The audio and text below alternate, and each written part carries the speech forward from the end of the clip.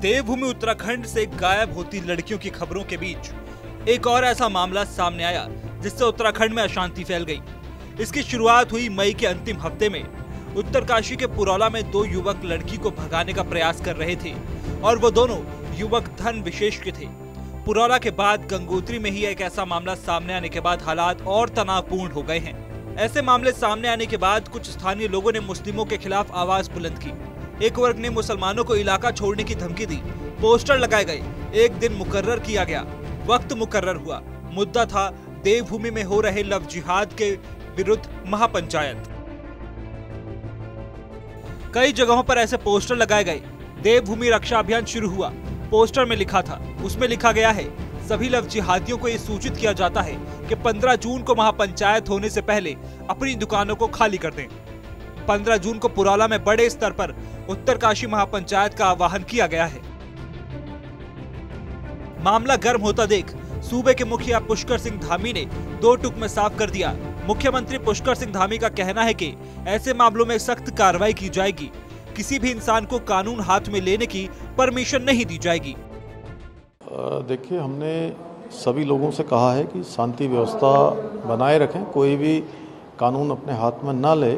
और अभी तक जितनी भी घटनाएं हुई हैं, पूरा प्रशासन ने उस पर ठीक तरीके से काम किया है। कोई भी किसी के साथ अभी तक कोई न मारपीट की घटना हुई है, न कोई लूटपाट हुई है, किसी प्रकार की भी कोई वो नहीं हुई है। लेकिन अभी भी लोगों से हमने कहा है कि सभी लोग शांति से काम लें। अगर कोई दोषी होगा तो उसके खिलाफ कानून काम करेगा और कानून किसी को भी हाथ में लेने की इजाज़त नहीं है। इसके लिए सभी को निर्देशित कर दिया गया है। महापंचायत के लिए प्रशासन से परमिशन मांगी गई, पर राज्य के डीजीपी अशोक कुमार ने महापंचायत की अर्जी खारिज करते हुए कहा कि प्रदेश में कानून व्यवस्था को बिगाड़ने की इजाजत किसी को नहीं दी जाएगी। पूरी तरह से सजग है, सतर्क है। कानून व्यवस्था बनाए रखने हेतु जो भी आवश्यक कदम होते हैं वो सब उठाए जा रहे हैं। किसी को भी शांति भंग करने की इजाजत नहीं दी जाएगी। मेरी सभी पक्षों से अपील है कि कृपया करके शांति बनाए रखने में हमारा सहयोग करें।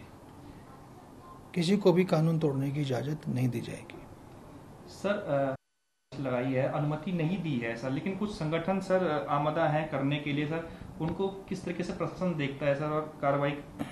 जैसा मैंने कहा कि शांति बनाए रखने हेतु जो भी आवश्यक कदम है सब प्रशासन द्वारा उठाए जा रहे हैं और जो फिर उनका उल्लंघन करेगा किसी भी कानून का तो उसके विरुद्ध कार्रवाई की जाएगी।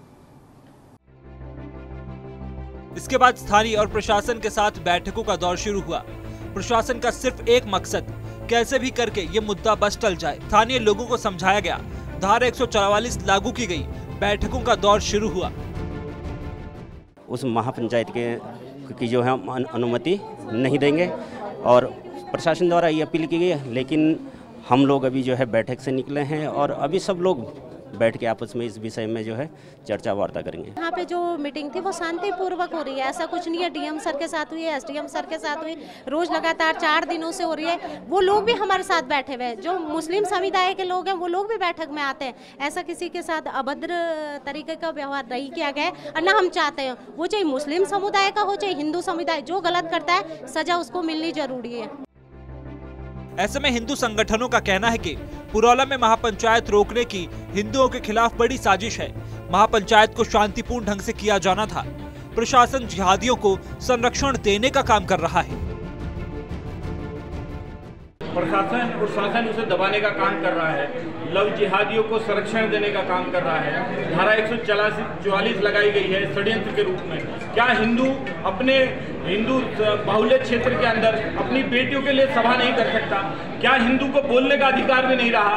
क्या हिंदुओं को अपनी बेटियों के सुरक्षा का अधिकार नहीं रहा? ये बड़ा प्रश्न चिन्ह है और हम इसे चुनौती के रूप में लेंगे और किसी भी हालत में उस कार्यक्रम को करेंगे। जो रोकने का प्रयास करेगा वो करेगा। फिलहाल वहां पर शांति बहाल है और कोई भी अप्रिय घटना ना हो पाए, इसके लिए प्रशासन तैयार है। पुलिस बल तैनात कर दिए गए हैं। अनाउंसमेंट किए जा रहे हैं।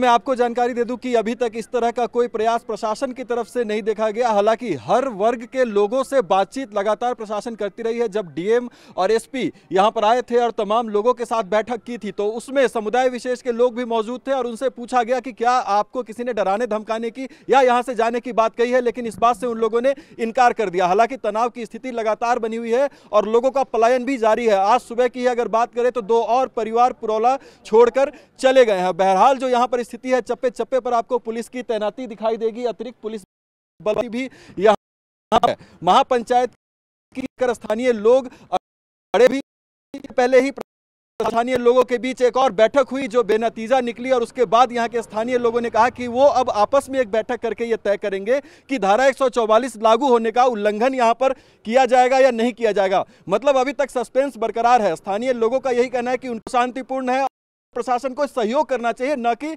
इसको रोकना चाहिए।